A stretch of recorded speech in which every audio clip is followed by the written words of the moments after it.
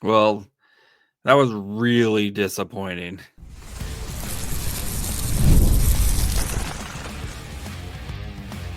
You're Locked On Sharks, your daily podcast on the San Jose Sharks, part of the Locked On Podcast Network. Your team every day. Hello, welcome to Locked On Sharks, the premier hockey podcast covering your favorite team in the Bay Area. My name is JD Young, caretaker at the Reef, also the co-host of the Locked On NHL Tuesday show. I want to thank you for making Locked On Sharks your first listen. Proudly part of the Locked On Network. We cover your team every day, even when this happens.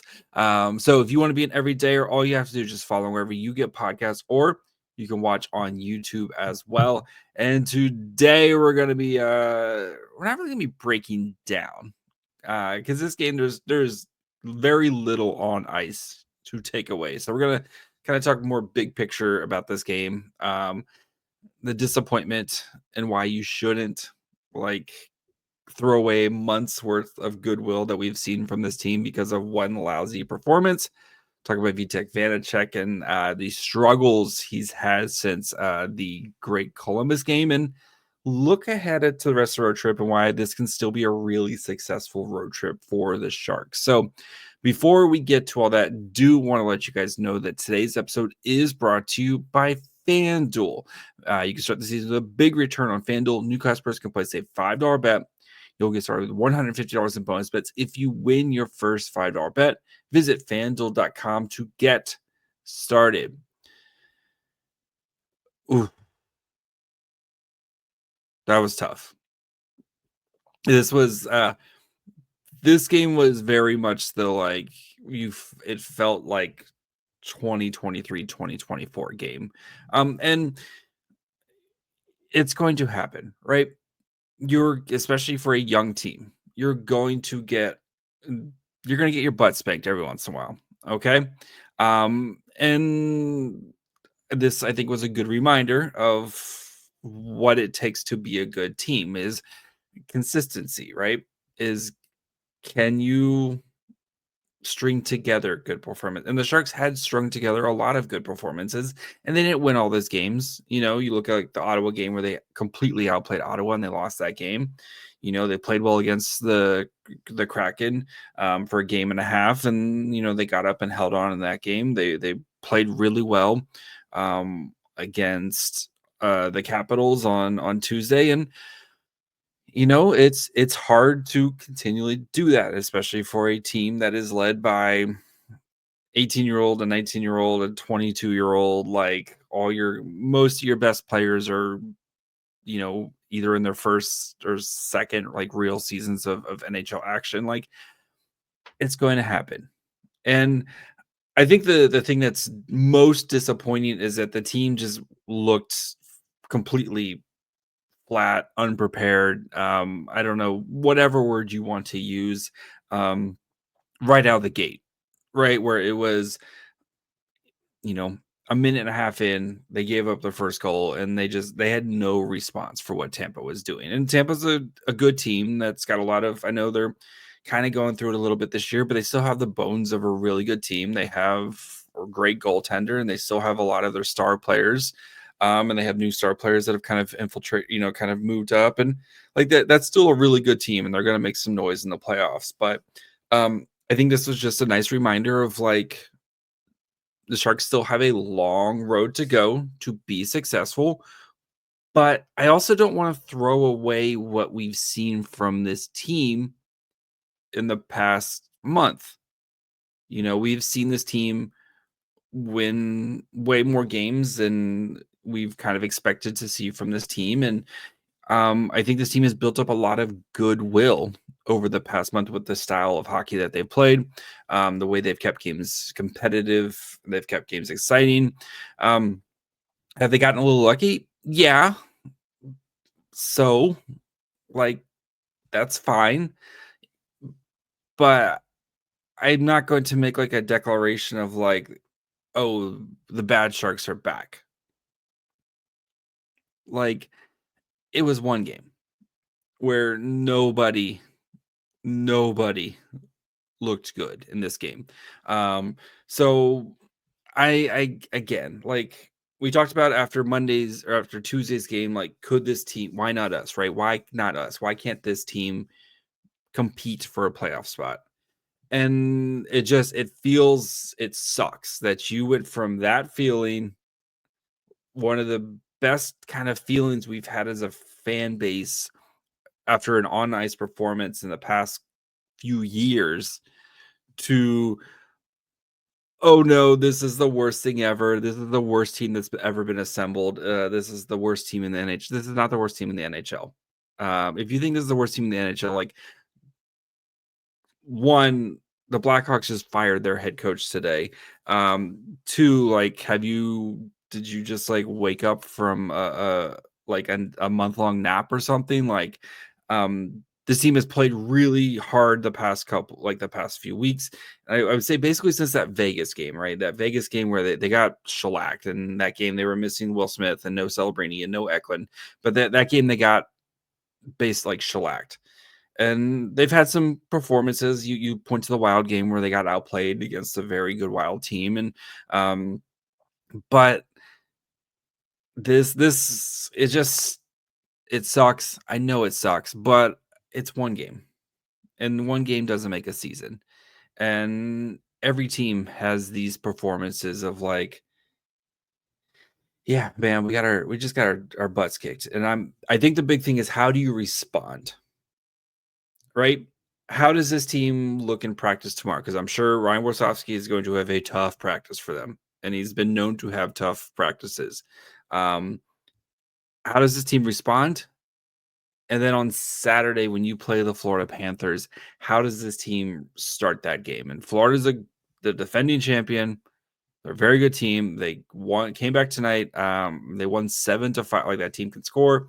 That's a very tough test. It's a very tough stretch. We knew this was going to be a tough stretch. And again, I'm not asking you to win the game against the Panthers, but can you be like the Flyers tonight, where you are making them work for it? And I think that is the steps that we were trying to see.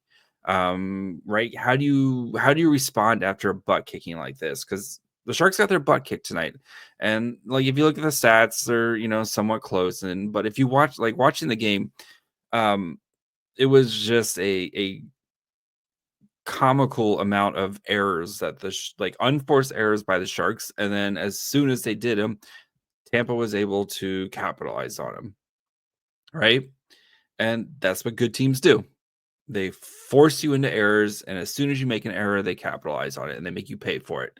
And the Sharks aren't one of those teams quite yet that can A, survive a lot of unforced errors, and B, force other teams into those unforced errors. And this is part of the progress of becoming a good team. Is, what do you learn from the Lightning? And you saw from the Lightning, like, they're going to make you work for every inch. Like, the Sharks could not get anything going in the neutral zone. They put a lot of pressure on you in your own zone and force you into errors. And again, it sucks. It stinks. Just like watching this game, it was not a lot of fun, like watching this game. But they got another game coming up on Saturday, right? And another game after that, and another game after that, and like 50 more games. Like, it's still a very long season. And the hope is that you don't turn into last season's team, where you lose 8-1 one game, and then the next game you lose 7-2, and then the next game you lose, like 6-0, or like, that's the hope, is that you don't regress that much, and you continue to show who you are and who you want to be and the fight that you have. And I actually expect them, and we'll talk about this more in the last segment, but I actually expect them to put up a good fight against the Panthers. And again, are they going to win the game? I'd say they're not, but if you lose 4-2, and the Panthers get an empty netter at it to make it 4-2, and you have to, like, they have to fight and earn that, like, that's great. That is a type of performance that you're looking for. Is, how do you respond from this game? And I think that is, for a young team that is learning how to win, You saw, on the faces of the guys on the bench, right? You saw Celebrini has not lost a lot of games in his life. Will Smith has not lost a lot of games in his life, and I'm sure they have not lost a lot of games like this where they're just on the losing end of an 8-1 kind of beat down performance, right? Those guys have won a lot of games combined between the two of them coming up, and most of the Sharks players, right, have won a lot of games coming up through the NHL. But how does this team respond? So that way we're not talking about another disappointing performance after Saturday's game. So I think that's the big thing, is how does this team respond? And I have a feeling that this is why this team is different. You're going to see a good response. I feel confident in saying I think you're going to see a good response from this team. So we'll talk about Vitek Vanecek after another poor performance, and if it might be getting dire for Vanecek here. So we'll talk about that here in just 1 second. Get ready to tackle the NFL action with FanDuel, America's #1 sportsbook, because right now new customers can bet $5 and get $150 in bonus bets if you win. FanDuel Sportsbook app gives you everything you need to place live bets on the NFL all in one place. So you get the hunch in the middle of a game, you check out the latest stats, view live play-by-play, and so much more on the same page where you place your bets. Just visit FanDuel.com to join today. You'll get started with $150 in bonus bets if you win your first $5 bet. That's FanDuel.com. Never waste a hunch and make every moment more with FanDuel, the official sportsbook partner of the NFL.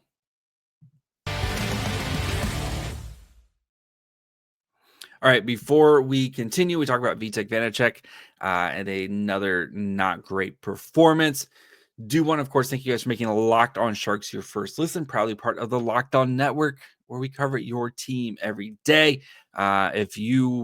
When you're done with this episode, go check out Locked On Fantasy Hockey. If your fantasy hockey team needs some love, needs some support, need to know who to start, who to sit, who to look for on the waiver wires, all that good stuff, they've got you covered there. Or check out any of the other great shows here in the Locked On Network, especially in the Bay Area, right? Locked On Warriors, Locked On A's, Locked On Giants, Locked On Sharks. Not Locked On Sharks. You're already listening to Locked On Sharks. Locked On Giants, sorry. Plenty of great stuff. Or listen to Locked On Sharks again. You should do it. That sounds good too. Go check out one of those shows wherever you get podcasts. And of course, you can watch on YouTube as well. So, Vitek Vanecek pulled again tonight. And again, nobody in this game was like good. Maybe Alex Wenberg scored a goal.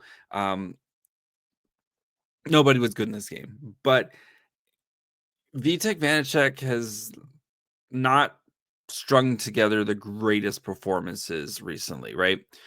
You look at tonight, pulled, right? 5 goals on 12 shots. 583 save percentage. Not great. The Seattle game where they scored a bajillion goals. They won that game, but gave up 5 goals on 31 shots, 839 save percentage. I know he was hurt, but he missed some time. But the game before that, left the game with an injury. 2 goals on 10 shots against the Penguins. Game before that, solid game. 3 goals allowed on 43 shots for 930 save percentage. That game, the Sharks, of course, lost in a shootout. And then the Minnesota game, where he gave up 4 goals on 30 shots. Again, Minnesota's a really good team. 867 save percentage in that game. Like, is Vanecek not fully healthy? Is he lost his confidence? Or again, the team tonight did not do him any favors. A lot of turnovers, but there's definitely some goals that Vanecek would like back. And even if Dominik Hasek was in there tonight, like, the Sharks still are not winning this game. Maybe they lose like 5-1 instead of 8-1. But like, it was definitely like the goalie was not the only issue tonight. It was a team failure. But it is starting to become a bit of a disturbing trend that we haven't seen Vanecek really, especially since before his injury, we haven't really seen him like put together a solid outing. Like the Philly game, 3 goals, 43 shots, they lose in a shootout. And they had their opportunities in that game to win that game, right? But even the Pittsburgh game, again, he leaves out with an injury. Does he have the injury beforehand? Like, was injury in the game? Who knows? But since then, in the 2 games back, like 5 goals on 31 shots against Seattle, who's struggled to score offensively, and you got kind of bailed out because the Sharks offense decided to go nuclear that game. And then tonight, you get 5 goals on in the first period. It's not a good sign. And you like, as much as you want to ride Blackwood, like I'm cautious to ride Blackwood because of his injury history, right? And I think the Sharks tandem works. I think the plan for the tandem right now, at least over the next year or two, is to continue to have a 50-50 split until Askarov's kind of ready to be that like 55, 60, not even 60, probably 55 start guy. Like you don't really see those like 60, 65 starts anymore. Maybe Askarov gets to that, but still, like being a 50-50 split right now. And my worry is if you ride Blackwood too much right now, then you have no goalies. So what the Sharks need to do is they need to figure out, is this mental? Is this physical? Is he still injured? What is it going on with Vanecek? Because he's shown flat. I mean, you look at that Columbus game where he went freaking crazy, right? Like Vanecek still has those types of performances in him. Do you have to maybe you try to send him down to the minors for a little bit to work on his game there, and you bring up Askarov for a couple of weeks and let Askarov get a kind of real taste, and then Vanecek, and I know they're still kind of dealing with some issues with Georgi Romanov. I think Carrier is still in the team, so we'll see kind of how they navigate that. But do you maybe try to waive him, but then you worry if someone's going to grab him? But if the performances he's put up right now, like, and that salary's, I think it's decent enough where I think a lot of teams would just pass because of the salary performance. But I think it's a real question what the Sharks are going to have to do with Vanecek, because this can't be another Martin Jones type of situation where, right, you're starting every game down 3-0, and then you're trying to perform with a bunch of kids. Like, you can't have that. You need to have solid goaltending. And yes, the Sharks 100% let down Vanecek tonight, but at some like we're starting to see this trend of just bad performances from Vitek Vanecek, and you need to be able to fully like develop Will Smith and Macklin Celebrini and Jack Thompson and William Macklin and all these other guys. Like, you need to have at least competent goaltending, so you're not starting every game down 3 goals. And it's the like Sharks fans were not that long, a couple years ago, Martin Jones, right? It was, does Martin Jones give up a goal in the first 5 minutes? And half the time it was yes. Or does Martin Jones get pulled? Remember the season where he got pulled 7 times? And like you can't live in that world again. And especially when you have a shiny new toy like Askarov, who's apparently saving the whole California from a tsunami. If you didn't see House Cat's tweet, absolutely beautiful tweet. But like, Askarov's been amazing in the AHL. He kept the Barracuda in a 12-round shootout on Wednesday night. Like, Askarov's, he's going to be an NHL goalie at some time, and you wonder if for the Sharks, who want to be competitive night in and night out, if you have to maybe, and I know the plan for Askarov was like play in the Barracuda for majority of the year. We'll pull you up when somebody gets injured, and and once somebody gets traded. But Vanecek has no trade value right now, and like, I do not feel good anytime I see Vanecek as the first one off the ice in the morning skate. You don't trust it.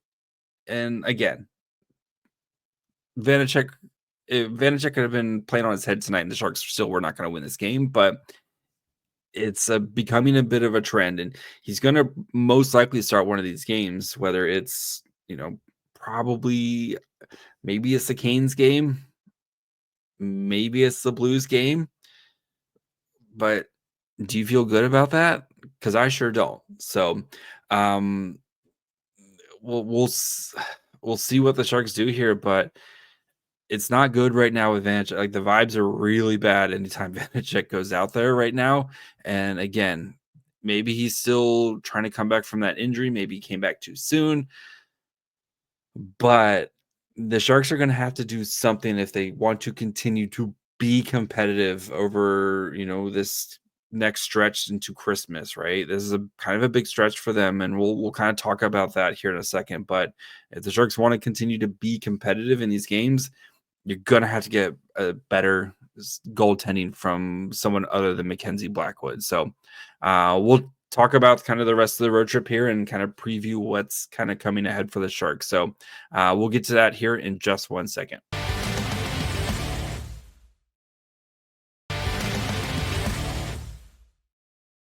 All right, let's finish up by, of course, looking ahead.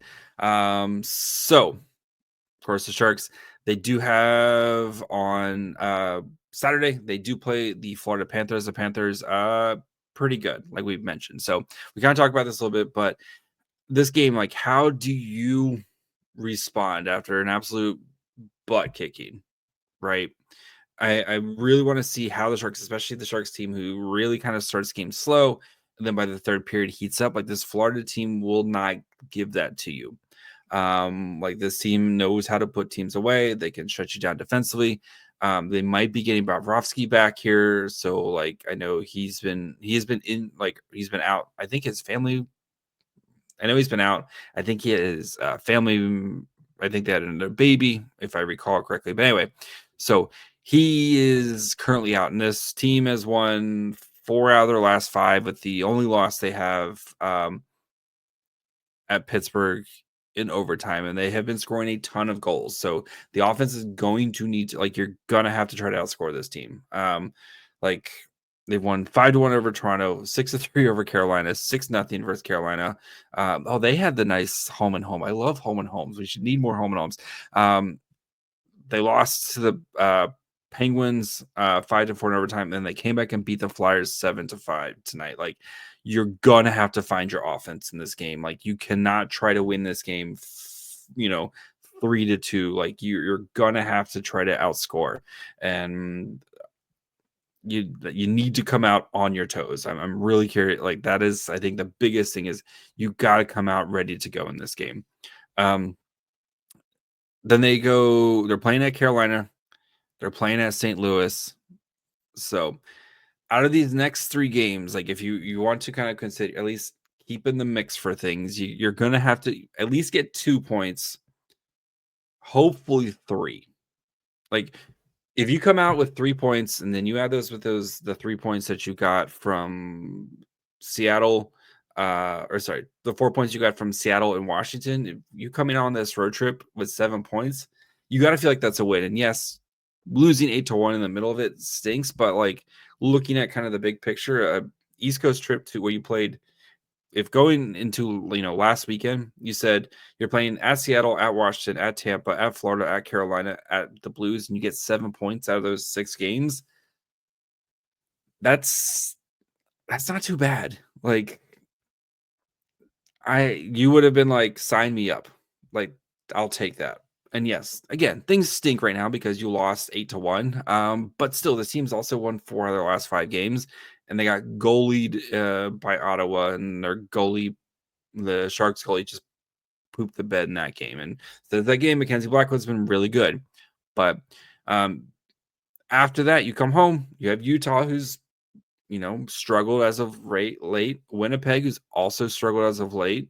I think they've lost 4 in a row, and you kind of owe them one after they beat the pants off you 8-3 beginning of the season.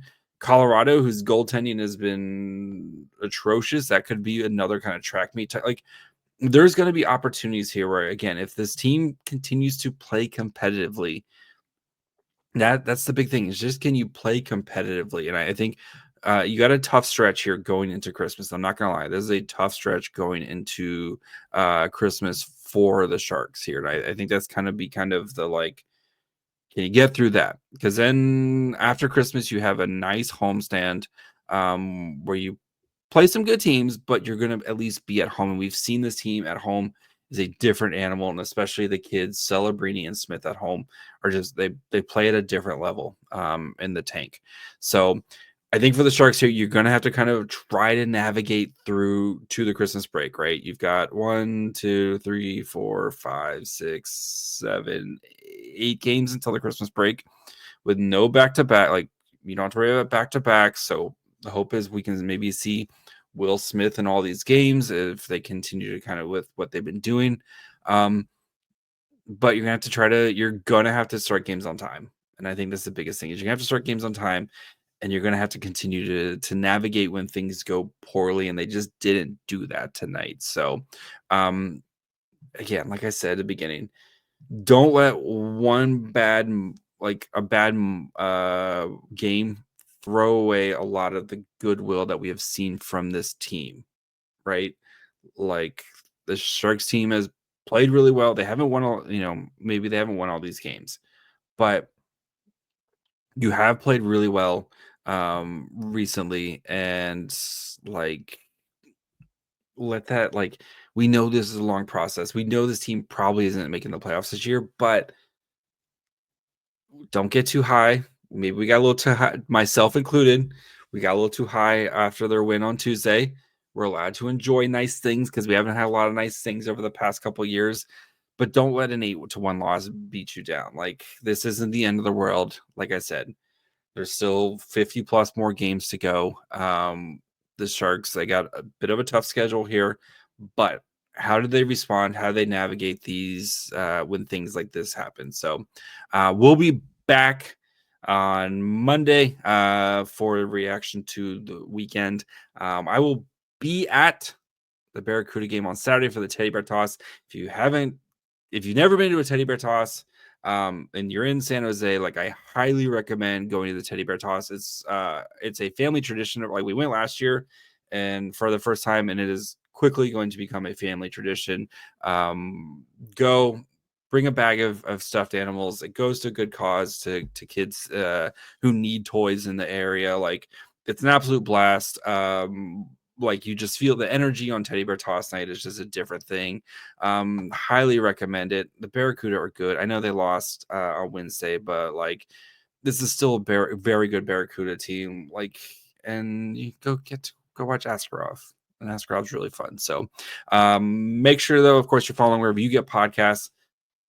Watch on YouTube as well, or do both. Like, you can do both, whatever.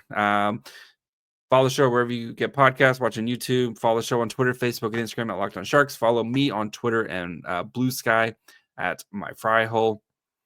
Until Monday, bye, friends.